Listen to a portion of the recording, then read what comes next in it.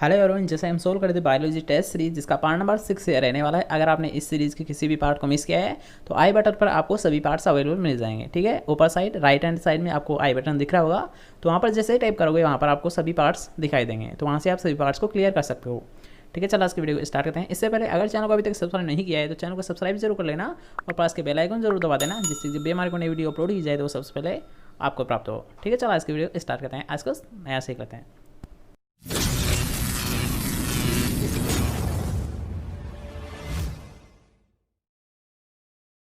तो आज का हमारा फर्स्ट क्वेश्चन रहने वाला है, जो पौधे कम प्रकाश तीव्रता पर सबसे अच्छा बढ़ते हैं उन्हें कहते हैं। अर्थात ये ध्यान रखना, वे पौधे जो कम प्रकाश तीव्रता पर अच्छे बढ़ते हैं उन प्लांट को किस नाम से जाना है, ये आपको बताना है। अर्थात इस क्वेश्चन को आप ऐसे भी समझ सकते हो कि वे प्लांट जो यहाँ कम प्रकाश तीव्रता पर अच्छी गति करते हैं या फिर प्रकाश को ज़्यादा पसंद नहीं करते हैं। ठीक है, तो उसके बारे में यहाँ पर पूछा गया है, तो जल्दी से बताएंगे उन प्लांटों को किस श्रेणी में रखा गया है। हेलियोफाइट की श्रेणी में, सीओफाइट की श्रेणी में, एचिक्सियोफाइट की श्रेणी में या फिर हेलियोफाइट की श्रेणी में। जल्दी से बताएंगे कि वे प्लांट कम प्रकाश, वे प्लांट जो कि यहाँ कम प्रकाश तीव्रता पर सबसे अच्छा ग्रोथ करते हैं, सबसे अच्छा बढ़ते हैं, उनको किस श्रेणी में रखा गया है। हेलियोफाइट की श्रेणी में, सीओफाइट की श्रेणी में, एचिक्सियोफाइट की श्रेणी में या फिर हेलियोफाइट की श्रेणी में। जल्दी से बताएंगे आपका राइट आंसर क्या होगा कि वे प्लांट जो कि यहाँ कम प्रकाश तीव्रता पर सबसे अच्छा बढ़ते हैं। अर्थात कौन सा हुआ आपका राइट आंसर है सीओफाइट। अब सीओफाइट होते क्या है यार कि वे पर यानी वे प्लांट जो कि ना छाया को अधिक पसंद करते हैं। ठीक है, प्रकाश की अपेक्षा क्या करते हैं, छाया को अधिक पसंद करते हैं। ठीक है, जो सैड लविंग होते हैं यार, डायरेक्ट इसे आप समझिए कि सीओफाइट क्या होते हैं, सैड लविंग प्लांट होते हैं यार। हाँ, कि सैड लविंग प्लांट को ही किस नाम से जाना है, सीओफाइट के नाम से जाना है। ठीक है, क्वेश्चन क्लियर। नेक्स्ट क्वेश्चन की ओर बढ़ते हैं। तो नेक्स्ट क्वेश्चन आपसे पूछा गया, पारिस्थितिक तंत्र के लिए होलोसीन शब्द यार कहा, पारिस्थितिक तंत्र के लिए होलोसीन शब्द का गठन किसके द्वारा दिया गया था। जल्दी से पाएंगे कि पारिस्थितिक तंत्र के लिए होलोसीन शब्द यार कहा, कौन सा वर्ड, होलोसीन शब्द का गठन किसके द्वारा किया गया था। वेर्नर डेस्काई के द्वारा, कार्ल मोबिलियस के द्वारा, थिनेमान के द्वारा, फिर फ्रेडरिक के द्वारा। जल्दी से पाएंगे होलोसीन शब्द किसके द्वारा दिया गया था। वेर्नर डेस्काई के द्वारा, कार्ल मोबियस के द्वारा, थिनेमान के द्वारा, फिर फ्रेडरिक के द्वारा। जल्दी से बताएंगे कि पारिस्थितिक शब्द यहाँ पारिस्थितिक तंत्र के लिए जो होलोसीन शब्द था, होलोसीन जो वर्ड था, ये किसके द्वारा दिया गया था। वेर्नर डेस्का के द्वारा, कार्ल मोबियस के द्वारा, थिनेमान के द्वारा, फिर फ्रेडरिक के द्वारा। जल्दी से बताएंगे होलोसीन शब्द का प्रतिपादन या फिर किसके द्वारा ये दिया गया था। जल्दी से बताएंगे होलोसीन शब्द किसने दिया था। तो यहाँ अगर आपसे पूछता है होलोसीन शब्द, तो ये दिया गया था फ्रेडरिक के द्वारा। किसके द्वारा दिया गया था होलोसीन शब्द, ये दिया गया था फ्रेडरिक के द्वारा। किसके द्वारा दिया गया था, फ्रेडरिक के द्वारा दिया गया था। ठीक है, नेक्स्ट क्वेश्चन की ओर बढ़ते हैं।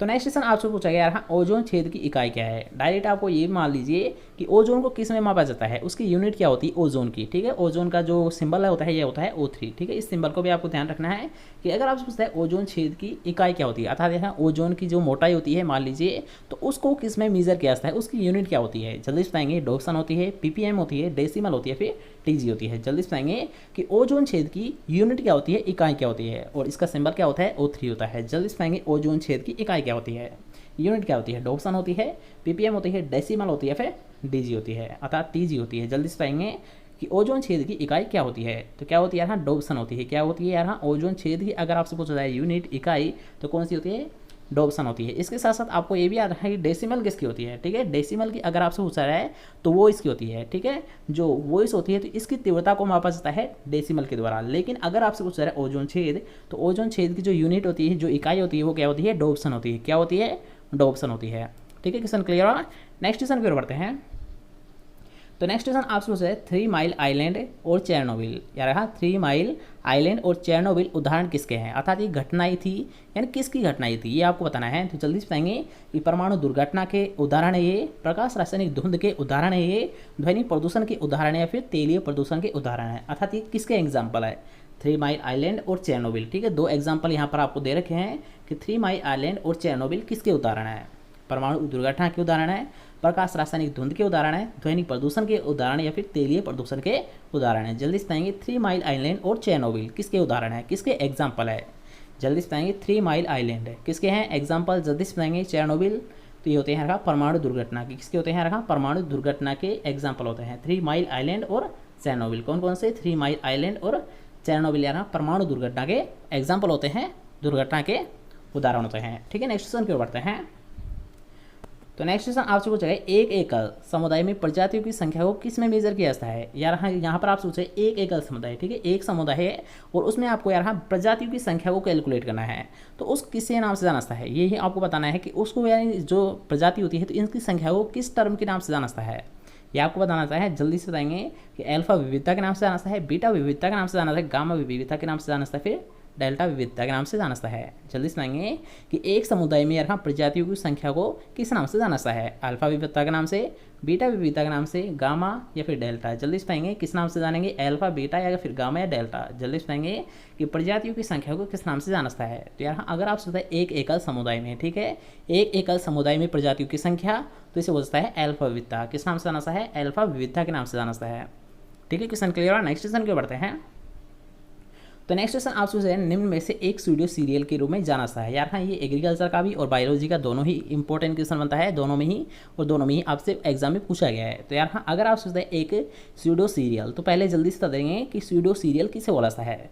फेगापाइरोन एस्कुलेंटम को बोला सा है, ट्रिटिकम एस्टिवम को बोला सा है, ओराइजस सेटायो को बोला सा है, फिर होडियम वल्गेरिस को बोला सा है। जल्दी से बताएंगे कि एक स्यूडो सीरियल कौन सा होता है या फिर स्यूडो सीरियल के नाम से किसे जाना जाता है। फेगापाइरम एस्कुलेंटम को बोला जाता है, ट्रिटिकम एस्टिवम को जाना जाता है, ओराजाइस सेटावाई को जाना जाता है, फिर होर्डियम वालगे को जाना जाता है। जल्दी बताएंगे कि स्यूडो सीरियल के नाम से किसे जाना जाता है। यहाँ पर आपके सभी जो बॉटनिकल नेम दे रखे हैं, तो जल्दी बताएंगे स्यूडो सीरियल्स के नाम से किसे जाना जाता है। जल्दी बताएंगे कौन सा आपका राइट आंसर होगा, ए, बी, सी या फिर डी, ए, बी, सी या फिर डी। जल्दी बताएंगे राइट आंसर कौन सा है। यहाँ अगर आप सोचते हैं स्यूडो सीरियल, तो कौन सा होता है यार, हम बकव्हीट होता है। कौन सा होता है, बकव्हीट। ठीक है, इसे याद रखना कि अगर आपसे पूछा है स्यूडो सीरियल के नाम से, तो कौन सा होता है, बकव्हीट होता है। और बकव्हीट का यार हाँ, बकव्हीट का ही क्या होता है, बॉटनिकल नेम फेगापाइरम एस्कुलेंटम होता है। बकव्हीट होता है तो इसी का बॉटनिकल नेम क्या होता है, फेगापाइरम एस्कुलेंटम होता है। क्या होता है, जो बकव्हीट होता है इसी का जो बॉटनिकल नेम होता है क्या होता है, फेगापाइरम एस्कुलेंटम होता है। और यार हाँ, बकव्हीट को ही किस नाम से जाना जाता है, स्यूडो सीरियल के नाम से जाना जाता है। किस नाम से जाना जाता है, स्यूडो सीरियल के नाम से जाना जाता है। ठीक है, नेक्स्ट क्वेश्चन की ओर बढ़ते हैं। तो नेक्स्ट क्वेश्चन आप इजी क्वेश्चन आप बता दोगे कि ओराइजस सेटाइवा का कुल है, तो आपको पता होगा धान किस फैमिली से बिलोंग करता है। जल्दी से बताएंगे, ए, बी, सी या फिर डी। एस्ट्रेसी से करता है, लेगुमिनेसी से करता है, पोएसी से करता है, फिर सोलेनेसी से करता है। जल्दी से बताएंगे कि ओराइजस सेटाइवा अर्थात धान का कुल कौन सा है, फैमिली कौन सी होती है। एस्ट्रेसी होती है, लेगुमिनेसी होती है, पोएसी होती है, फिर सोलेनेसी होती है। जल्दी से बताएंगे कि ओराइजस सेटाइवा का कुल कौन सा होता है। एस्ट्रेसी होता है, लेगुमिनेसी होता है, पोएसी होता है, फिर सोलेनेसी होता है। जल्दी से बताएंगे कि धान का कुल कौन सा होता है। तो आपको पता होगा ग्रेमनी होती है, और ग्रेमनी का इस सेकंड नाम क्या होता है, पोएसी नाम से जाना जाता है। ठीक है, ग्रेमनी या पोएसी। ठीक है, ग्रेमनी आपको पता होगा। तो ग्रेमनी के यार हाँ 2-3 नाम होते हैं। अगर आपसे पूछा जाएगा ओराइजस सेटाइवा, मान लीजिए जितनी भी जो सीरियल्स क्रॉप होती है उनका आपको पता होगा कि जो परिवार होता है अथवा फैमिली कौन सी होती है, ग्रेमनी होती है। ग्रेमनी का सेकंड नाम क्या है यार, पोएसी भी होता है, और इसे यार हाँ ग्रासेस फैमिली के नाम से जाना जाता है। ठीक है, मुख्यतः इसके 3 नाम होते हैं। एक यार हाँ ग्रेमनी होता है जो कि आप जानते हो, इसके साथ साथ हमें पोएसी भी जानता है ग्रेमनी को ही, और ग्रेमनी का ही सेकंड नाम क्या है, ग्रासेस फैमिली। ठीक है, ग्रासेस फैमिली, ग्रेमनी या फिर पोएसी। ग्रासेस फैमिली, ग्रेमनी या पोएसी सभी एक ही नाम होते हैं। और अगर बात करते हैं लेगुमिनेसी, तो यार लेगुमिनेसी को फेबेसी के नाम से जाना जाता है। लेगुमिनेसी को किस नाम से जाना जाता है यार, फेबेसी के नाम से।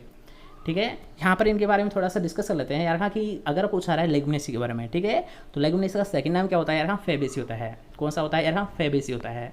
और अगर आपसे पूछा है लेगुमिनेसी का उपकुल कौन सा होता है, उपकुल। ठीक है, यहाँ सब फैमिली के अगर आपसे पूछा रहा है उपकुल के बारे में, तो उपकुल कौन सा होता है, पेपिलियोनेसी होता है। कौन सा होता है, पेपिलियोनेसी होता है। और अगर आपसे पूछा है लेगुमिनेसी को यार हाँ, फेबेसी के नाम से जाना जाता है। ठीक है, अब बात करते हैं एस्ट्रेसी के बारे में। तो एस्ट्रेसी किसे बोला जाता है, तो यार हाँ कंपोजिटी को बोला जाता है। ठीक है, जो कंपोजिटी फैमिली होती है, कौन सी, जो कंपोजिटी फैमिली होती है, तो यार कंपोजिटी फैमिली का सेकंड नाम क्या होता है, एस्ट्रेसी होता है। क्या होता है, कंपोजिटी को यार हाँ एस्ट्रेसी के नाम से जाना जाता है। ठीक है, सभी पॉइंट क्लियर हुए। नेक्स्ट क्वेश्चन की ओर बढ़ते हैं। तो नेक्स्ट क्वेश्चन आपसे पूछे दालें जो कि शाकाहारी आहार का महत्वपूर्ण प्रोटीन का स्रोत होते हैं, निम्न में से किस फैमिली से संबंधित होती है। यहाँ पर एक आपको एक वर्ड हाईलाइट कर रखा है यहाँ पर, तो यहाँ दालें। ठीक है, जितनी भी जो दालें होती है तो वे किस फैमिली से बिलोंग करती है, यहाँ पर यही क्वेश्चन आपसे पूछा गया है। और यहाँ पर आपको एक इसकी विशेषता दी गई है कि जो भी दालें होती है ये क्या होती है, प्रोटीन का एक अच्छा स्रोत होती है। ये तो आपको पता होगा कि प्रोटीन का अच्छा स्रोत होती है, लेकिन यहाँ पर आपसे क्वेश्चन क्या पूछा गया है कि किस फैमिली से संबंधित होती है, ये आपको बताना है। तो आपको पता होगा कि दालें किस फैमिली से बिलोंग करती है। जल्दी से बताएंगे, पोएसी से, फेबेसी से, रोजेसी से, फिर कुकुरबिटेसी से। जल्दी से बताएंगे कि दालें किस फैमिली से बिलोंग करती है, पोएसी से, फेबेसी से, रोजेसी से, फिर कुकुरबिटेसी से। जैसे कि हमने अभी बता ही दिया है, तो ये क्वेश्चन आपका गलत नहीं होना चाहिए, ठीक है। तो अगर आपको बताना है यार हाँ कि दालें, तो दालें किस फैमिली से बिलोंग करती है, लेगुमिनेसी से करती है, ठीक है, लेगुमिनेसी से करती है। और लेगुमिनेसी का हमने अभी नाम बताया कि लेगुमिनेसी का ही सेकंड नाम क्या होता है, फैबेसी होता है। क्या होता है, लेगुमिनेसी का ही सेकंड नाम क्या होता है, फैबेसी होता है। क्या होता है, फैबेसी होता है, ठीक है। लेगुमिनेसी का सेकंड नाम क्या होता है, फैबेसी होता है। ग्रेमनी का पोएसी या ग्रासेस फैमिली होती है, और कंपोजिटी का एस्टेसी होती है, ठीक है। सभी पॉइंट क्लियर है। यहाँ अगर आपसे दालें किस परिवार से बिलोंग करती है, तो ये होती है लेगुमिनेसिया फैबेसी की, लेगुमिनेसिया फैबेसी की। और दालों के द्वारा यहाँ नाइट्रोजन फिक्सेशन की क्रिया की जाती है। क्या की जाती है यहाँ, नाइट्रोजन फिक्सेशन की क्रिया की जाती है, ठीक है। नेक्स्ट क्वेश्चन की ओर बढ़ते हैं।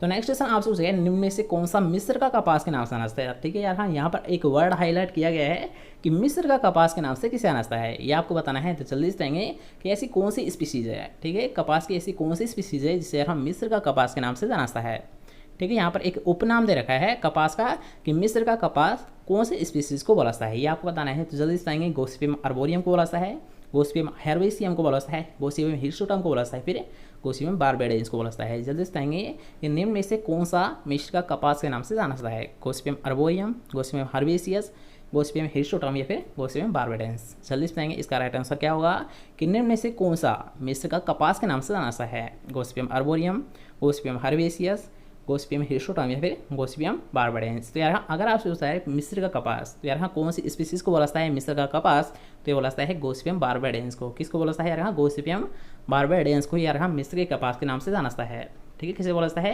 बारबेडेंस को बोलाता है, ओके। क्वेश्चन क्लियर हुआ। नेक्स्ट क्वेश्चन की ओर बढ़ते हैं। तो नेक्स्ट क्वेश्चन आपसे पूछेगा एंडोसल्फान क्या है, एंडोसल्फान क्या है। तो जल्दी से बताएंगे एंडोसल्फान होता क्या है, एक खरपतवारनाशी होता है, कीटनाशी होता है, कृंतकनाशी होता है, फिर शाकनाशी होता है। जल्दी से बताएंगे कि एंडोसल्फान क्या होता है, खरपतवारनाशी होता है, कीटनाशी होता है, कृंतकनाशी होता है, फिर शाकनाशी होता है। जल्दी से बताएंगे एंडोसल्फान क्या होता है, जल्दी से बताएंगे एंडोसल्फान क्या होता है, खरपतवारनाशी होता है, कीटनाशी होता है, कृंतकनाशी होता है, फिर शाकनाशी होता है। जल्दी से बताएंगे आपका राइट आंसर क्या होगा। तो यार अगर आपसे पूछा है एंडोसल्फान, तो यार हाँ एंडोसल्फान क्या होता है, एक कीटनाशी होता है, क्या होता है, एक इंसेक्टिसाइड होता है।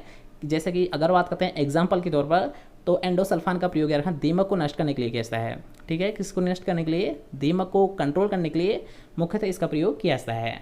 तो ये क्या हुआ यार, एंडोसल्फान क्या हुआ, एक इंसेक्टिसाइड होता है। जितने भी जो इंसेक्ट होते हैं तो उनको कंट्रोल करने के लिए यार एंडोसल्फान का प्रयोग किया जाता है, ठीक है। नेक्स्ट क्वेश्चन की ओर बढ़ते हैं।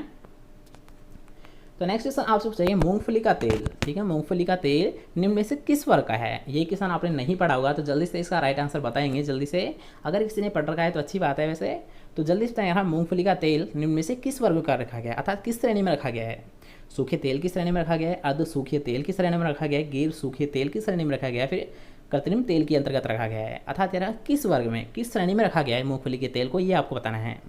जल्दी से बताएंगे सूखे तेल के अंतर्गत रखा है, अर्ध सूखे तेल के अंतर्गत रखा गया है, गैर सूखे तेल के अंतर्गत रखा गया है, फिर कृत्रिम तेल के अंतर्गत रखा गया है। जल्दी से बताएंगे कि इसका राइट आंसर क्या होगा कि मूंगफली के तेल को किस श्रेणी में रखा गया है, किस वर्ग में रखा गया है। जल्दी से बताएंगे आपका राइट आंसर क्या होगा। तो अगर आपसे पूछा है मूंगफली का तेल, अगर आपसे पूछा है मूंगफली का तेल, तो इसे रखा गया है अर्ध सूखे तेल की श्रेणी में। किस में रखा गया है, हाँ अर्ध सूखे तेल की श्रेणी में रखा मूंगफली के तेल को रखा गया है, ठीक है। नेक्स्ट क्वेश्चन की ओर बढ़ते हैं।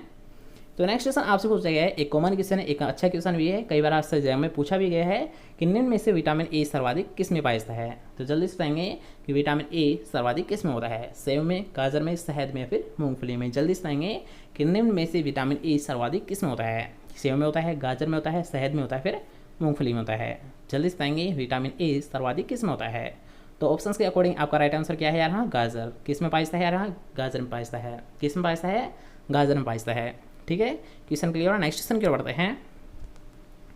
तो नेक्स्ट क्वेश्चन के उससे पहले यार इससे संबंधित एक और मोस्ट इंपॉर्टेंट क्वेश्चन बनता है यार कि विटामिन ए, तो विटामिन ए से संबंधित एक और मोस्ट इंपॉर्टेंट बनता है कि जितने भी जो यार येलो कलर के, जितने भी जो यार येलो कलर के जितने भी जो फ्रूट है उनमें भी सबसे ज़्यादा विटामिन ए कंटेंट ही पाया जाता है, ठीक है। येलो कलर मतलब पीले कलर वाले जितने भी जो फल होते हैं उनमें भी सबसे ज़्यादा कौन सा विटामिन पाया जाता है, विटामिन ए ही पाया जाता है। ठीक है, ये भी एक अच्छा क्वेश्चन है, कई बार आपसे एग्जाम में पूछा गया है कि अगर आपसे पूछता है कि वे फल जो कि पीले होते हैं तो उनमें कौन सा विटामिन पाया जाता है सबसे ज़्यादा, तो कौन सा होता है, हाँ विटामिन ए ही होता है। अर्थात यार हाँ वे फल जिनका कलर क्या होता है, पीला होता है, उनमें सबसे ज़्यादा विटामिन ए पाया जाता है। जैसे कि अगर बात करते हैं एग्जाम्पल के तौर पर, जैसे कि आम हुआ, पपीता हुआ, ठीक है, आम हुआ, पपीता हुआ, तो इनमें सबसे ज़्यादा क्या पाया जाता है, विटामिन ए कंटेंट पाया जाता है। और विटामिन ए कंटेंट का यार हाँ जो केमिकल नाम होता है क्या होता है, कैरोटीन होता है। क्या होता है, कैरोटीन होता है।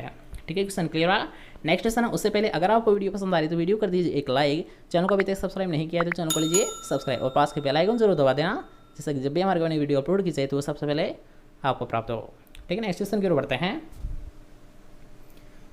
तो नेक्स्ट क्वेश्चन आपसे पूछे है, श्वसनीय सतह पर ऑक्सीजन और कार्बन डाइऑक्साइड का विनिमय निम्न के कारण होता है। अर्थात यहाँ जो ऑक्सीजन होती है और कार्बन डाइऑक्साइड होती है तो इनका विनिमय किसके कारण होता है। यहाँ पर यही क्वेश्चन आपसे पूछा गया है कि विनिमय होने का कारण क्या होता है, ये आपको बताना है। तो जल्दी से बताएंगे कि कार्बन और डाइऑक्साइड, यार हाँ कार्बन डाइऑक्साइड और ऑक्सीजन का जो विनिमय होता है ये किसके कारण होता है, इसका रीजन क्या होता है। निष्क्रिय परिवहन के कारण होता है, सक्रिय परिवहन के कारण होता है, परासरण के कारण होता है, फिर विसरण के द्वारा होता है। जल्दी से बताएंगे इसका राइट आंसर क्या होगा कि ऑक्सीजन व कार्बन डाइऑक्साइड का जो विनिमय होता है तो ये किसके कारण होता है, निष्क्रिय परिवहन के कारण होता है, सक्रिय परिवहन के कारण होता है, परासरण के द्वारा होता है, या फिर विसरण के द्वारा होता है। जल्दी से आएंगे, आपका मोस्ट इंपॉर्टेंट क्वेश्चन है, जल्दी से आएंगे किसके द्वारा होगा ऑक्सीजन और कार्बन डाइऑक्साइड का विनिमय, इसका कारण क्या होता है, निष्क्रिय परिवहन के द्वारा होता है, सक्रिय परिवहन के द्वारा होता है, परासरण के द्वारा होता है, या फिर विसरण के द्वारा होता है। जल्दी से बताएंगे इसका राइट आंसर क्या होगा। तो अगर आप सोचते हैं ऑक्सीजन और कार्बन डाइऑक्साइड का विनिमय, ऑक्सीजन और कार्बन डाइऑक्साइड का विनिमय तो ये होता है विसरण के द्वारा। किसके द्वारा होता है यार, हाँ विसरण के द्वारा होता है। ठीक है, नेक्स्ट क्वेश्चन की ओर बढ़ते हैं। तो नेक्स्ट क्वेश्चन आपसे पूछा है, निम्न में से कौन सी भक्षक कोशिकाएं नहीं, यार यहाँ पर आपको वर्ड दे रखा है भक्षक कोशिकाएं। जल्दी से बताएंगे भक्षक कोशिकाएं कौन सी नहीं होती है ये आपको बताना है। तो जल्दी से बताएंगे मोनोसाइट नहीं होती है, लिम्फोसाइट नहीं होती है, न्यूट्रोफिल होती है, या फिर एसिडोफिल होती है। जल्दी से बताएंगे भक्षक कोशिकाएं कौन सी नहीं होती है, मोनोसाइट नहीं होती है, लिम्फोसाइट नहीं होती है, न्यूट्रोफिल नहीं होती है, फिर एसिडोफिल नहीं होती है। जल्दी से बताएंगे कि भक्षक कोशिकाएं कौन सी नहीं होती है, मोनोसाइट नहीं होती है, लिम्फोसाइट नहीं होती है, न्यूट्रोफिल नहीं होती है, फिर एसिडोफिल नहीं होती है। जल्दी से बताएंगे आपका राइट आंसर क्या होगा कि भक्षक कोशिकाएं कौन सी नहीं होती है, मोनोसाइट, लिम्फोसाइट, न्यूट्रोफिल या फिर एसिडोफिल। तो कौन सी नहीं होती है, हाँ भक्षक कोशिकाओं की यहाँ पर आपसे पूछा रहा है तो कौन सी नहीं होती है, लिम्फोसाइट नहीं होती है। कौन सी नहीं होती है, लिम्फोसाइट नहीं होती है, क्योंकि यार हाँ आपको पता होगा कि लिम्फोसाइट क्या होती है, WBC होती है। क्या होती है, लिम्फोसाइट क्या होती है यार हाँ, WBC को ही लिम्फोसाइट के नाम से जाना जाता है। और अगर बात करते हैं WBC का मुख्य उद्देश्य क्या होता है, मुख्य फंक्शन क्या होता है, तो यहाँ रोग प्रतिरोधक क्षमता को पैदा करना। क्या होता है इसका याद रखना, इसका जो मेन ऑब्जेक्ट होता है, मुख्य उद्देश्य क्या होता है, रोग प्रतिरोधक क्षमता को विकसित करना। ठीक है, और यहाँ पर आपसे क्वेश्चन यही पूछा गया था यार हम भक्षक कोशिकाएं कौन सी नहीं होती है, तो कौन सी नहीं होती है यार हाँ WBC अर्थात लिम्फोसाइट नहीं होती है। ठीक है, नेक्स्ट क्वेश्चन की ओर बढ़ते हैं। तो नेक्स्ट क्वेश्चन आपसे पूछा गया स्पर्मियोजेनेसिस अर्थात यार स्पर्म का बनना, ये क्या होती है यार हाँ जो संपूर्ण क्रिया है ये होती है शुक्राणु का बनना। ठीक है, जो स्पर्म का बनना है तो उस संपूर्ण क्रिया को किस नाम से जाना जाता है यार हाँ, स्पर्मियोजेनेसिस के नाम से जाना जाता है। ठीक है, तो अब क्वेश्चन पर आइए कि स्पर्मियोजेनेसिस प्रक्रिया में शुक्राणु का निर्माण कहाँ पर होता है। यहाँ पर ये पूछा गया है यार हाँ शुक्राणु का निर्माण कहाँ पर होता है, ये यहाँ पर आपसे पूछा गया है। तो जल्दी से बताएंगे स्पर्मेटिड में होता है, प्राथमिक स्पर्मेटोसाइट्स में होता है, स्पर्मेटोगोनिया में होता है, फिर द्वितीय स्पर्मेटोगोनिया में होता है। जल्दी से बताएंगे कि स्पर्मेटोजेनेसिस प्रक्रिया में शुक्राणु का निर्माण कहाँ पर होता है, स्पर्मेटिड में होता है, प्राथमिक स्पर्मेटोसाइट में होता है, स्पर्मेटोगोनिया में होता है, फिर द्वितीय स्पर्मेटोगोनिया में होता है। जल्दी से बताएंगे इसका राइट आंसर क्या होता है, अर्थात शुक्राणु का निर्माण कहाँ पर होता है। जल्दी से बताएंगे इसका राइट आंसर क्या होगा, A, B, C या फिर D। जल्दी से बताइए इसका राइट आंसर क्या होगा, A, B, C या फिर D। जल्दी से बताएंगे कि शुक्राणु का निर्माण कहाँ पर होता है, तो कहाँ पर होता है यार अगर आपसे सोचते हैं शुक्राणु का निर्माण तो होता है स्पर्मेटिड में। कहाँ पर होता है, स्पर्मेटिड में होता है। और अगर हम बात करते हैं यार हाँ स्पर्मियोजेनेसिस होती क्या है, तो शुक्राणु को बनने की संपूर्ण क्रिया को, शुक्राणु का बनने की संपूर्ण क्रिया को किस नाम से जाना जाता है, स्पर्मियोजेनेसिस के नाम से जाना जाता है। ठीक है, नेक्स्ट क्वेश्चन की ओर बढ़ते हैं। तो नेक्स्ट क्वेश्चन आपसे पूछा गया तंत्रिकाएं निम्न में से विकसित होती है, अर्थात यार तंत्रिकाएं किसकी विकसित होती है, यानी कहाँ पर होती है। ये यहाँ पर ये क्वेश्चन आपसे पूछा गया है कि तंत्रिकाएं कहाँ पर विकसित होती है, एक्टोडर्म में, मेसोडर्म में, एंडोडर्म में, या फिर 2 या 3 दोनों में। जल्दी से बताएंगे तंत्रिकाएं निम्न में से किस में विकसित होती है, एक्टोडर्म में, मेसोडर्म में, एंडोडर्म में, या फिर 2 या 3 दोनों में।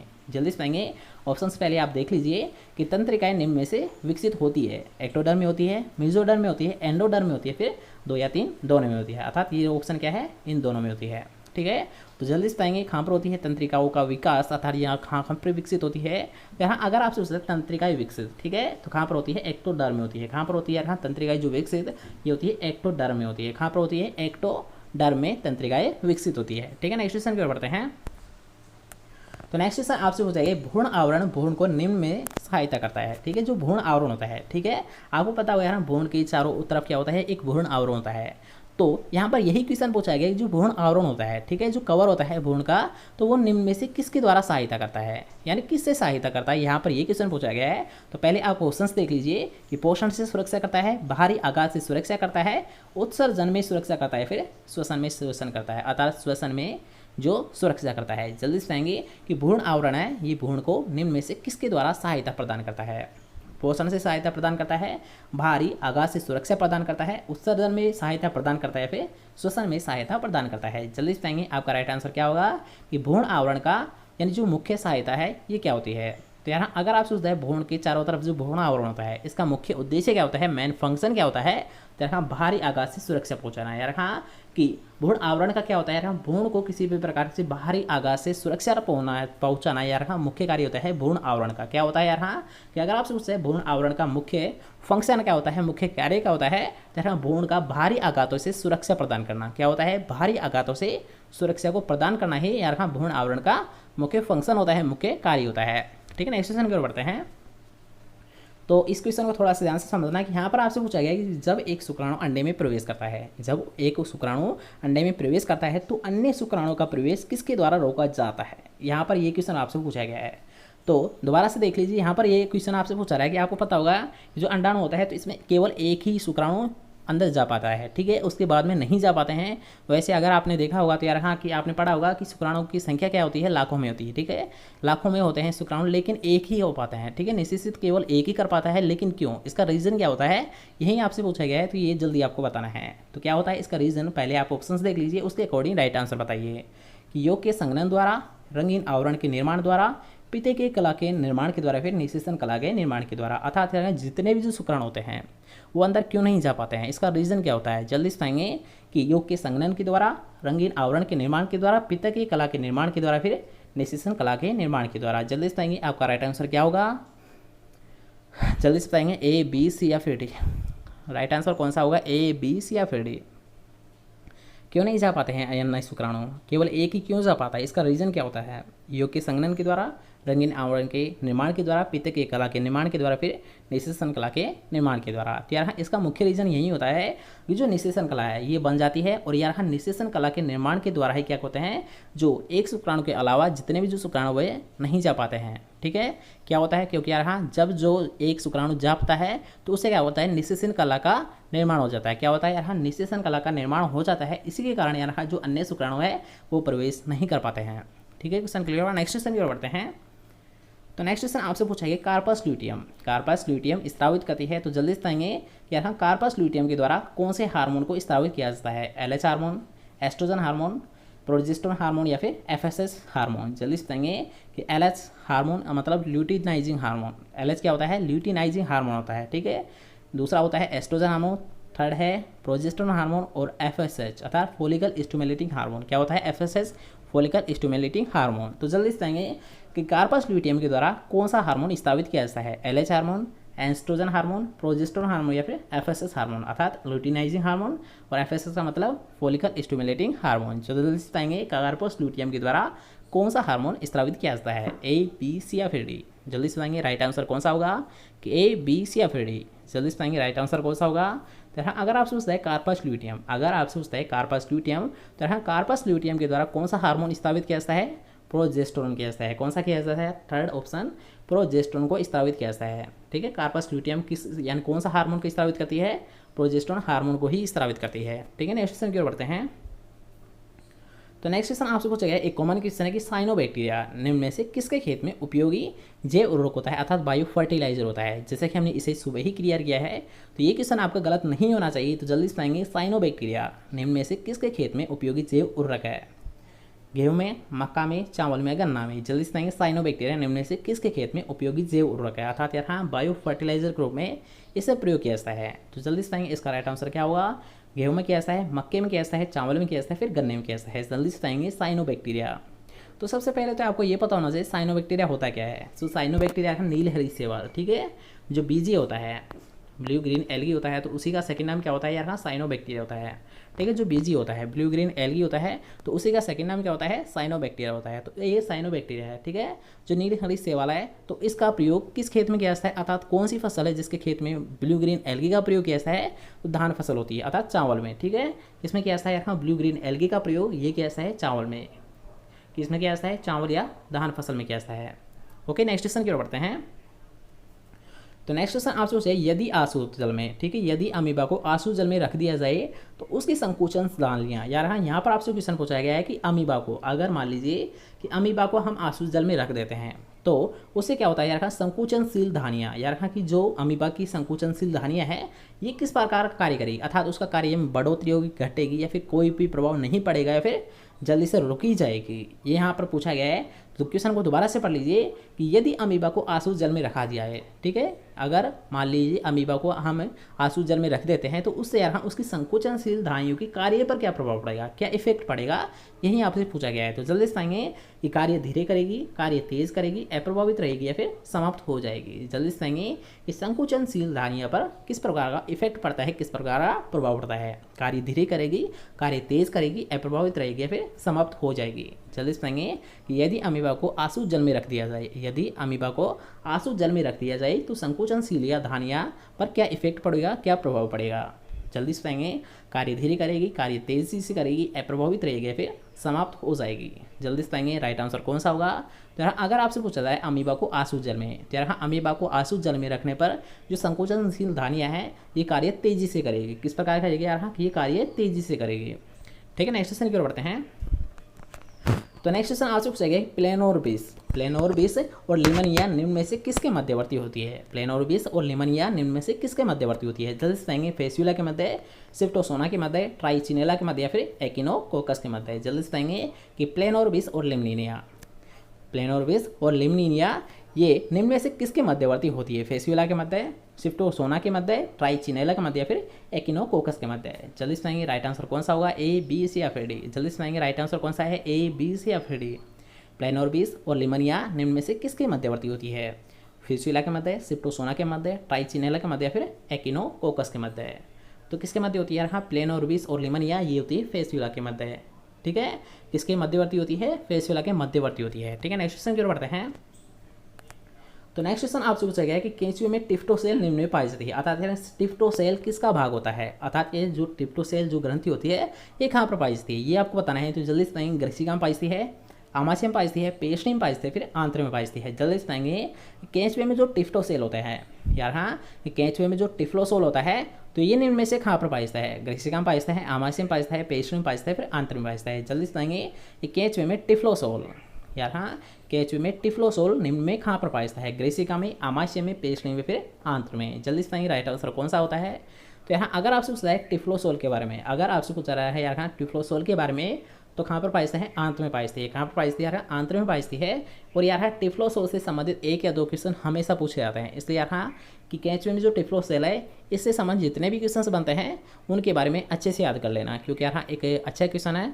ठीक है, इससे संबंधित क्वेश्चन आते ही आते हैं, इसलिए इसका विशेष ध्यान रखना है। नेक्स्ट क्वेश्चन की ओर बढ़ते हैं। तो नेक्स्ट क्वेश्चन आपसे पूछा है कौन सा सामाजिक कीट सबसे बड़ी कॉलोनी का निर्माण करता है। ठीक है, कौन सा सामाजिक कीट ऐसा है जो कि यहाँ सबसे बड़ी कॉलोनी का निर्माण करता है। ठीक है, कॉलोनी का यहाँ पर पूछा गया है। तो यहाँ जल्दी से बताएंगे कि सबसे बड़ी कॉलोनी का निर्माण कौन करता है, मधुमक्खी करता है, चींटियाँ करती है, दीमक करता है, या फिर कोई नहीं करता है। जल्दी से बताएंगे कि कौन सा ऐसा सामाजिक कीट है जो कि यहाँ सबसे बड़ी कॉलोनी का निर्माण करता है, मधुमक्खी होती है, चींटियाँ होती है, दीमक होती है, फिर कोई नहीं होता है। जल्दी से बताएंगे कि सबसे बड़ी कॉलोनी का निर्माण कौन करता है, मधुमक्खी करती है, चींटियाँ करती है, दीमक करती है, फिर कोई नहीं करता है। तो यहाँ अगर आपसे पूछा है सबसे बड़ी कॉलोनी का निर्माण, अगर आपसे पूछा रहा है सबसे बड़ी कॉलोनी का निर्माण तो ये किसके द्वारा किया जाता है, दीमक के द्वारा किया जाता है, टर्माइट के द्वारा किया जाता है। किसके द्वारा किया जाता है, दीमक के द्वारा या टर्माइट के द्वारा किया जाता है। किसके द्वारा किया जाता है, टर्माइट या दीमक के द्वारा किया जाता है। ठीक है, नेक्स्ट क्वेश्चन की ओर बढ़ते हैं। तो नेक्स्ट क्वेश्चन आपसे पूछा गया है निम्न में से नाइट्रोजन स्थिरीकरण में महत्वपूर्ण भूमिका निभाता है। यार हाँ मोस्ट इंपॉर्टेंट क्वेश्चन है, कई बार आपसे एग्जाम में पूछा गया यार हाँ नाइट्रोजन स्थिरीकरण में, नाइट्रोजन स्थिरीकरण अर्थात नाइट्रोजन फिक्सेशन में अपना एक महत्वपूर्ण रोल अदा करता है, वो कौन सा है। जल्दी सुनाएंगे कि निम्न में से कौन सा ऐसा न्यूट्रिएंट है जो कि नाइट्रोजन फिक्सेशन के लिए एक महत्वपूर्ण रोल निभाता है। मैग्नीज होता है, मोलिब्डेनम होता है, जिंक होता है या कॉपर होता है। जल्दी से बताएंगे। मोस्ट इंपॉर्टेंट क्वेश्चन यार, हाँ कई बार आपसे एग्जाम पूछा गया है। तो नाइट्रोजन फिक्सेशन के लिए कौन सा पोषक तत्व अपनी महत्वपूर्ण रोल निभाता है, भूमिका निभाता है? कौन सा होता है? मैग्नीज होता है, मोलिब्डेनम होता है, जिंक होता है, कॉपर होता है। जल्दी से बताएंगे कौन सा होता है? मैग्नीज होता है, मोलिब्डेनम होता है, जिंक होता है, फिर कॉपर होता है। जल्दी से बताएंगे राइट आंसर कौन सा होगा, ए, बी, सी या फिर डी? जल्दी से बताइए कि नाइट्रोजन फिक्सेशन में अपनी महत्वपूर्ण भूमिका कौन निभाता है? मैग्नीज निभाता है, मोलिब्डेनम निभाता है, जिंक निभाता है, फिर कॉपर निभाता है। तो यहाँ अगर आपसे पूछता है नाइट्रोजन फिक्सेशन के बारे में, अगर आपसे पूछता है नाइट्रोजन फिक्सेशन, तो नाइट्रोजन फिक्सेशन में क्या होता है? नाइट्रोजन इनकेरेज होता है। और अगर आपसे पूछता है कौन सा पोषक तत्व तो कौन सा होता है यार? आवश्यक मोलिब्डेनम होता है। कौन सा होता है यार? एमओ। कौन सा होता है? मोलिब्डेनम। ठीक है, नाइट्रोजन फिक्सेशन मतलब नाइट्रोजन फिक्सेशन में जो रोल निभाता है, कौन सा निभाता है यार? मोलिब्डेनम निभाता है। कौन सा निभाता है यार? मोलिब्डेनम। ठीक है, मोस्ट इंपॉर्टेंट क्वेश्चन कई बार आपसे एग्जाम पूछा गया है। याद रखना, अगर आपसे पूछता है नाइट्रोजन फिक्सेशन में अपनी महत्वपूर्ण भूमिका कौन निभाता है, तो मोलिब्डेनम अपनी महत्वपूर्ण भूमिका निभाता है। ठीक है, नेक्स्ट क्वेश्चन की ओर बढ़ते हैं। तो नेक्स्ट क्वेश्चन आपसे पूछा गया निम्न में से कौन सा उदाहरण कीट नियंत्रण का जैविक तरीका है? यार है यहाँ पर एक वर्ड हाईलाइट कर रखा है कि जैविक तरीका कौन सा है। अर्थात यार है यहाँ पर आपसे पूछा है बायो कंट्रोल के बारे में। ठीक है, जो जैव नियंत्रित व्यवस्था है तो उसके बारे में यहाँ पर आपसे पूछा गया। यार हाँ जल्दी से बताएंगे यार, कीट नियंत्रण जीवों के द्वारा किया जाता है वो कौन सा तरीका है? कीटों के प्राकृतिक शत्रुओं की संख्या में वृद्धि करना होता है, शाकनाशी का प्रयोग करना होता है, पंक्तियों में खेती करना होता है, फिर खेती का चक्रीकरण होता है। जल्दी से बताएंगे कि निम्न में से कौन सा उदाहरण कीट नियंत्रण एक जैविक तरीका है? ठीक है, कौन सा है? जैविक तरीका कौन सा है?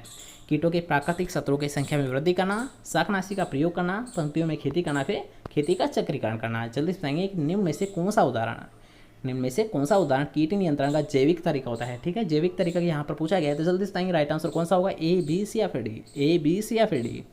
जल्दी से बताएंगे कौन सा है आपका राइट आंसर, ए, बी, सी या फिर डी? यार अगर आप सोचते हैं यहाँ जैविक तरीका तो कौन सा होता है? यहाँ उसके प्रति यहाँ बायो एजेंट का प्रयोग करना। ठीक है, जो कीट होते हैं उनको यहाँ बायो एजेंट के द्वारा, किसी जीव के द्वारा खत्म करना ही क्या कहलाता है? जैविक तरीका होता है। ठीक है, तो यहाँ पर आपको फर्स्ट ऑप्शन में यही दे रखा है यार, कीटों के प्राकृतिक शत्रुओं की संख्या में वृद्धि करना। यार कि जैविक तरीका कौन सा होता है? ये कीटों के जो प्राकृतिक शत्रु होते हैं, जिन्हें यहाँ प्राकृतिक शत्रु होते हैं, तो इन प्राकृतिक शत्रुओं को किस नाम से जाना जाता है? यार बायो एजेंट के नाम से जाना जाता है। ठीक है, बायो एजेंट क्या होते हैं? प्राकृतिक शत्रु होते हैं। कीट होते हैं तो इनके प्राकृतिक शत्रु होते हैं, तो इन प्राकृतिक शत्रुओं को यहाँ बायो एजेंट के नाम से जाना जाता है। ठीक है, तो यहाँ पर यही पूछा गया था कि कीटों के प्राकृतिक शत्रुओं की संख्या में वृद्धि करना यार कीट नियंत्रण का एक जैविक तरीका है। ठीक है, नेक्स्ट क्वेश्चन की ओर बढ़ते हैं।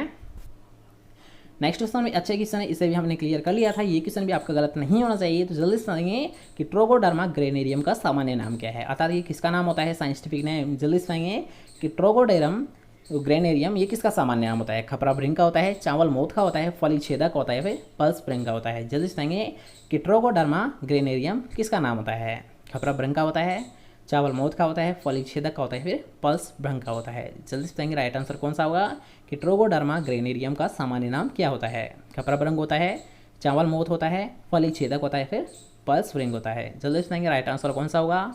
अगर आप सोचते हैं ट्रोगोडर्मा ग्रेनेरियम तो किसका होता है? खपरा भृंग का होता है। खपरा बिट्टल होता है यार, हाँ खपरा जो बिट्टल होता है तो इसी का जो साइंटिफिक नेम क्या होता है यार? हाँ ट्रोगोडर्मा ग्रेनेरियम होता है। क्या होता है? ट्रोगोडर्मा ग्रेनेरियम यार, हाँ खपरा भृंग या फिर खपरा बिट्टल का ही सेकंड नाम होता है। ठीक है, नेक्स्ट क्वेश्चन और बढ़ते हैं।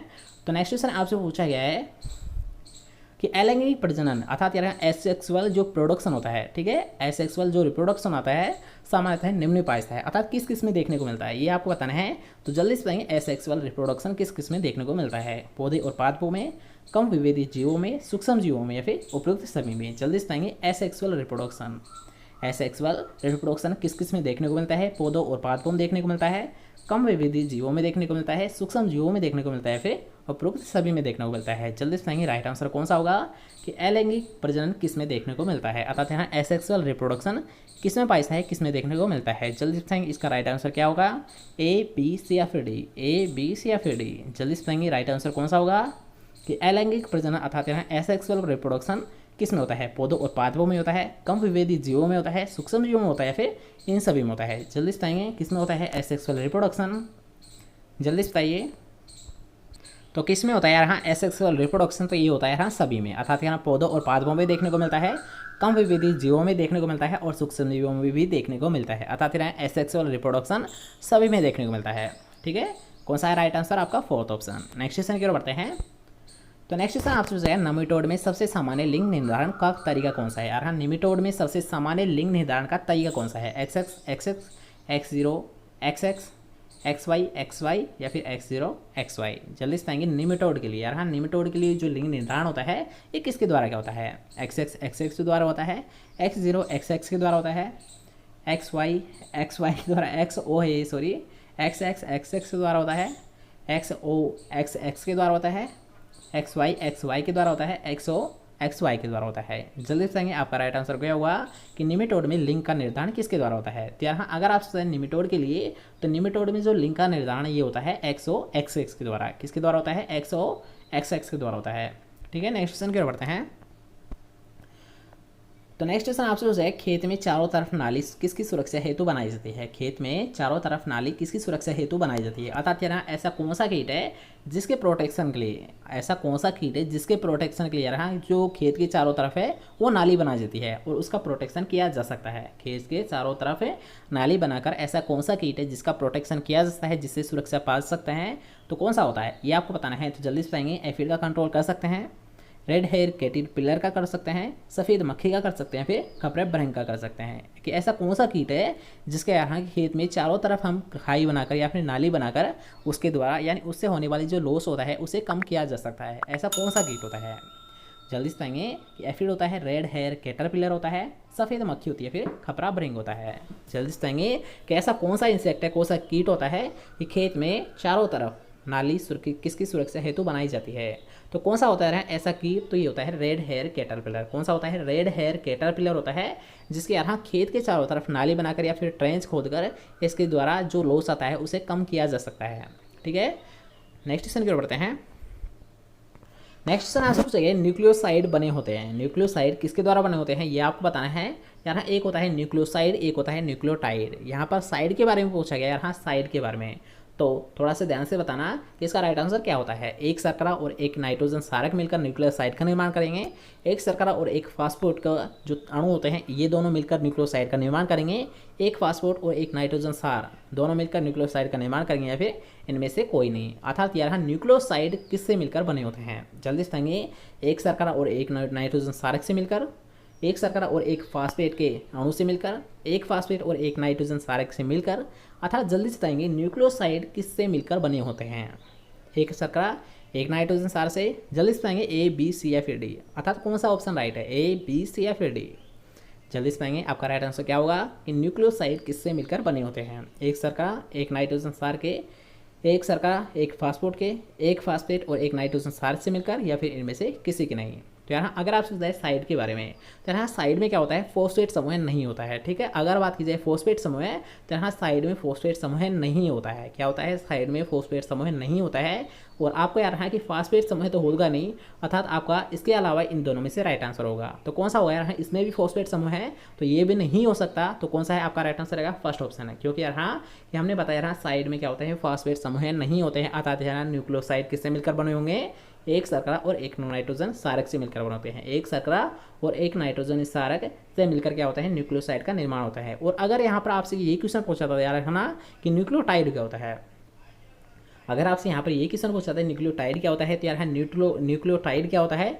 एक फास्फेट और एक नाइट्रोजन क्षारक होते हैं। ठीक है ना, न्यूक्लियोटाइड किससे मिलकर बनाते हैं? एक फास्फेट समूह और एक नाइट्रोजन क्षारक का जो समूह होते हैं इन दोनों मिलकर यार है न्यूक्लियोटाइड का निर्माण करते हैं। ठीक है, क्वेश्चन क्लियर। साइड क्या होता है? इनमें फोस्फेट समूह नहीं होता है। और टाइड क्या होता है? इनमें फोस्फेट समूह होता है। ठीक है, नेक्स्ट क्वेश्चन की ओर बढ़ते हैं। तो नेक्स्ट क्वेश्चन आपसे पूछा गया यहाँ कि बाई और कुंडलित डीएनए कौन सा होता है? तो इसे हम डायरेक्ट कर लेते हैं कि यार यहाँ पर आपसे पूछा है बाई और कुंडलित, बाई और कुंडलित अर्थात लेफ्ट हैंडेड। ठीक है, लेफ्ट हैंडेड साइड जो घुमा रहता है वो डीएनए कौन सा होता है? तो होता है जेड डीएनए। कौन सा होता है यार? हाँ कि बाई और कुंडलित डीएनए कौन सा होता है? जेड डीएनए होता है। कौन सा होता है? जेड डीएनए होता है। ठीक है, नेक्स्ट क्वेश्चन की ओर बढ़ते हैं। तो नेक्स्ट क्वेश्चन आपसे पूछा गया है राइबोसोम की 40 एस। ठीक है, राइबोसोम की जो 40 एस होती है तो उसकी उपिकाई कौन सी है? ठीक है, 40 एस की आपको बतानी है। तो जल्दी से कहेंगे कि इसकी उपिकाई कौन सी होती है? 16 एस आरएनए होती है, 5.8 एस आरएनए होता है, 24 एस आरएनए होता है, फिर 18 एस आरएनए होता है। जल्दी से कहेंगे कि राइबोसोम की 70 एस उप स्पीसीज कौन सी होती है, उप इकाई कौन सी होती है? 16 एस आरएनए होता है, 5.8 एस आरएनए होता है, 24 एस आरएनए होता है, फिर 18 एस आरएनए होता है। जल्दी से बताएंगे कौन सा आपका राइट आंसर होगा राइबोसोम की 40S उप इकाई कौन सी होती है? तो कौन सी होती है? 18S होती है। कौन सी होती है यहाँ? यानी जो 40S है तो इसकी उप इकाई कौन सी होती है यार? हाँ, इसकी उप इकाई होती है 18S। कौन सी होती है? 18S होती है। ठीक है, नेक्स्ट क्वेश्चन की ओर बढ़ते हैं।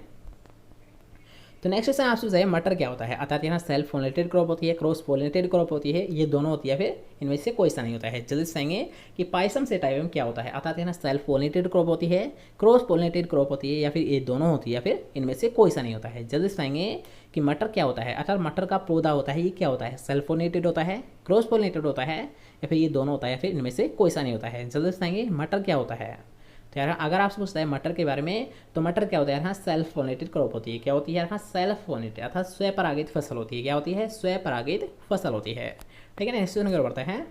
तो नेक्स्ट क्वेश्चन आपसे पूछा है तंबाकू में कौन सा एल्कलॉइड होता है? तो ये भी आपको पता होगा, एक कॉमन क्वेश्चन है कि अगर आपसे पूछता है तंबाकू में कौन सा एल्कलॉइड, तो कौन सा होता है? हाँ, कैफीन होता है, टेनिन होता है, निकोटीन होता है, फिर मॉर्फिन होता है। जल्दी से आप बता दीजिए पहले कि तंबाकू में कौन सा एल्कलॉइड होता है? कैफीन होता है, टेनिन होता है, निकोटीन होता है, फिर मॉर्फिन होता है। जल्दी से बताएंगे कि तंबाकू में कौन सा एल्कलॉइड होता है? जल्दी से बताएंगे कौन सा एल्कलॉइड होता है? कैफीन होता है, टेनिन होता है, निकोटीन होता है, फिर मॉर्फिन होता है। जल्दी से बताएंगे कि तंबाकू में कौन सा एल्कलॉइड होता है? कैफीन होता है, टेनिन होता है, निकोटीन होता है, फिर मॉर्फिन होता है। जल्दी से बताएंगे आपका राइट आंसर क्या होगा कि तंबाकू में कौन सा एल्कलॉइड होता है? कैफीन होता है, टेनिन होता है, निकोटीन होता है, फिर मॉर्फिन होता है। जल्दी से बताएं इसका राइट आंसर क्या होगा कि तंबाकू में कौन सा एल्कलॉइड होता है? कैफीन होता है, टेनिन होता है, निकोटीन होता है, फिर मॉर्फिन होता है। तो कौन सा होता है? आपको पता होगा, एक कॉमन क्वेश्चन है कि अगर आपसे पूछा रहा है तंबाकू में कौन सा एल्कलॉइड, तो कौन सा होता है? निकोटीन होता है। कौन सा होता है? निकोटीन होता है। और यही क्वेश्चन यहाँ जेट में पूछा गया है। ठीक है, जेट में पूछा गया था ये क्वेश्चन। तो जल्दी से बताएंगे कि तंबाकू में कौन सा एल्कलॉइड होता है? तो आपने बता ही दिया यार, हाँ, ये तंबाकू में कौन सा एल्कलॉइड होता है? निकोटीन होता है। ठीक है, नेक्स्ट क्वेश्चन की ओर बढ़ते हैं। तो नेक्स्ट क्वेश्चन आपसे पूछा गया एंजाइम शब्द किसने दिया? तो जल्दी से जाएंगे एंजाइम शब्द किसके द्वारा प्रतिपादित किया गया था? किसके द्वारा दिया गया था? समानंद ने दिया था, लुईस पास्चर के द्वारा दिया गया था, नॉर्थरोप के द्वारा दिया गया था, फिर कोहेने के द्वारा दिया गया था। जल्दी से जाएंगे एंजाइम शब्द। ठीक है, एंजाइम शब्द किसके द्वारा दिया गया था? समनर के द्वारा दिया गया था, लुईस पास्चर के द्वारा दिया गया था, नॉर्थरोप के द्वारा दिया गया था, फिर कोहेने के द्वारा दिया गया था। जल्दी से पाएंगे कि एंजाइम शब्द किसके द्वारा प्रतिपादित किया गया था? किसके द्वारा दिया गया था? समनर के द्वारा, लुईस पास्चर के द्वारा, नॉर्थरोप के द्वारा, या फिर कोहेने के द्वारा। जल्दी से बताएंगे एंजाइम शब्द किसके द्वारा दिया गया था? तो किसके द्वारा दिया गया था? अगर आप सोचते हैं एंजाइम शब्द, तो ये दिया गया था कोहेने के द्वारा। किसके द्वारा दिया गया था? यार WF कोहेने के द्वारा दिया गया था। किसके द्वारा दिया गया था? विलियम फेडरिक कोहेने के द्वारा। किसके द्वारा दिया गया था? विलियम फेडरिक कोहेने के द्वारा एंजाइम शब्द दिया गया था। किसके द्वारा दिया गया था? विलियम फेडरिक कोहेने के द्वारा एंजाइम शब्द प्रतिपादित किया गया था, एंजाइम शब्द दिया गया था। ठीक है, नेक्स्ट क्वेश्चन की ओर बढ़ते हैं। तो नेक्स्ट क्वेश्चन आपसे पूछा है यूकैरियोटिक में TCA साइकिल। ठीक है, जो TCA चक्र होता है तो ये कहाँ पर होता है? ये आपसे पूछा गया है। तो जल्दी से बताएंगे यार TCA साइकिल कहाँ पर होता है? क्लोरोप्लास्ट में, स्ट्रोमा में होता है, माइटोकॉन्ड्रिया की अंतः झिल्ली में होता है, माइटोकॉन्ड्रिया के मैट्रिक्स में होता है, फिर कोशिका द्रव्य में होता है। जल्दी से बताएंगे कि जो TCA साइकिल है, ठीक है, जो TCA चक्र होता है ये कहाँ पर होता है? क्लोरोप्लास्ट के स्ट्रोमा में होता है, माइटोकॉन्ड्रिया के अंतः झिल्ली में होता है, माइटोकॉन्ड्रिया के मैट्रिक्स में होता है, फिर कोशिका द्रव्य में होता है। जल्दी से बताएंगे TCA साइकिल अर्थात यहाँ जो TCA चक्र होता है ये कहाँ पर परिपूर्ण होता है? क्लोरोप्लास्ट के स्ट्रोमा में होता है, माइटोकॉन्ड्रिया के अंतः झिल्ली में होता है, माइटोकॉन्ड्रिया के मैट्रिक्स में होता है, फिर कोशिका द्रव्य में होता है। जल्दी से बताएंगे आपका राइट आंसर क्या होगा कि TCA चक्र कहाँ पर पूर्ण होता है? स्ट्रोमा में, अंतः झिल्ली में, मैट्रिक्स में, फिर कोशिका द्रव्य में। किस में होता है? तो यहाँ अगर आपसे TCA साइकिल, तो TCA साइकिल कहाँ पर होता है यार? हाँ, ये होता है मैट्रिक्स में। ठीक है, माइटोकॉन्ड्रिया की जो मैट्रिक्स होती है तो इसी में यहाँ TCA साइकिल कंप्लीट होता है। कहाँ पर होता है यहाँ जो TCA साइकिल ये कंप्लीट होता है? माइटोकॉन्ड्रिया के मैट्रिक्स भाग में। कौन से में होता है? मैट्रिक्स भाग में होता है। कहाँ पर होता है? मैट्रिक्स भाग में होता है। ठीक है, नेक्स्ट क्वेश्चन कर बढ़ते हैं।